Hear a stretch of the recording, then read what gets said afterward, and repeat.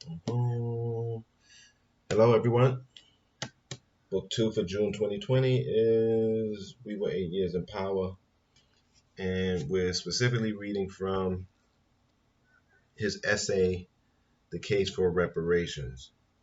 So let's get through it. The wealth accorded America by slavery was not just in what slaves pulled from the land, but in the slaves themselves. In 1860, slaves as an asset were worth more than all of America's manufacturing, all of the railroads, all of the productive capacity of the United States put together. The Yale historian David W. Blight has noted, slaves were the single largest by far financial asset of property in the entire American economy. The sale of these slaves in whose bodies that money congealed, writes Walter Johnson, a Harvard historian, generated even more ancillary wealth. Loans were taken out for purchase to be repaid with interest. Insurance policies were drafted against the untimely death of a slave and the loss of potential profits. Slave sales were taxed and notarized. The vending of the black body and the sundering of black family became an economy unto itself, estimated to have brought in tens of millions of dollars to antebellum America. In 1860, there were more millionaires per capita in the Mississippi Valley than anywhere else in the country. Beneath the cold numbers lay lives divided. I had a constant dread that Mrs. Moore, her mistress, would be in want of money and sell my dear wife, a freedman wrote, reflecting on his time in slavery. We constantly dreaded a final separation. Our affection for each other was very strong, and this made us always apprehensive of a cruel parting. Forced partings were common in the antebellum South. A slave in some parts of the region stood a 30% chance of being sold in his or her lifetime. 25% of interstate trades destroyed a first marriage, and half of them destroyed a nuclear family. When the wife and children of Henry Brown, a slave in Richmond, Virginia, were to be sold away, Brown searched for a white master who might buy his wife and children to keep the family together. He failed. The next day, I stationed myself by the side of the road, along which the slaves, amounting to 350, were to pass. The purchaser of my wife was a Methodist minister who was about starting for North Carolina. Pretty soon, 5 wagon loads of little children passed, and looking at the foremost one, what should I see but a little child, pointing its tiny hand towards me, exclaiming, "There's my father." I knew he would come and bid me goodbye. It was my eldest son.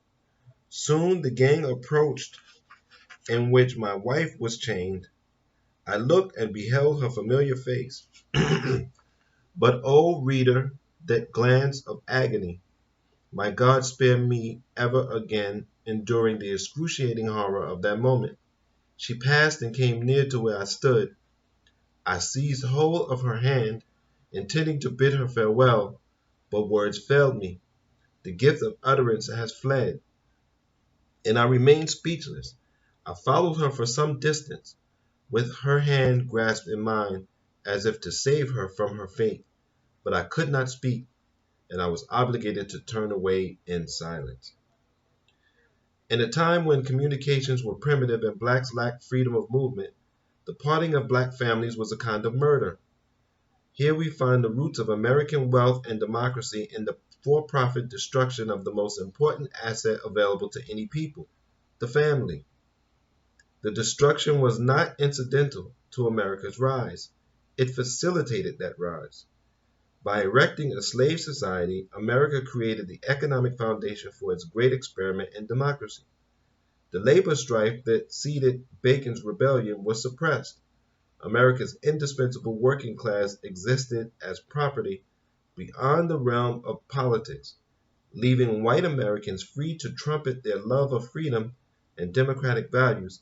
Assessing antebellum democracy in Virginia, a visitor from England observed that the state's natives can profess an unbounded love of liberty and of democracy in consequence of the mass of the people who in other countries might become mobs, being there nearly altogether composed of their own Negro slaves.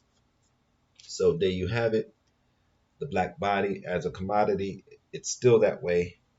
Whether today we're talking about prisons, prisoners taking from black men taken from cities and imprisoned in rural areas so that those towns can have an economy.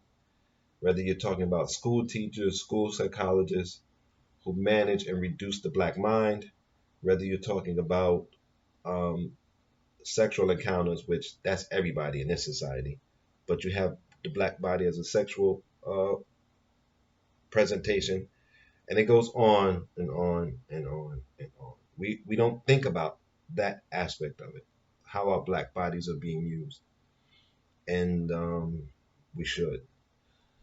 Until next time, thank you for your support and take care of your mind, your body, and be safe.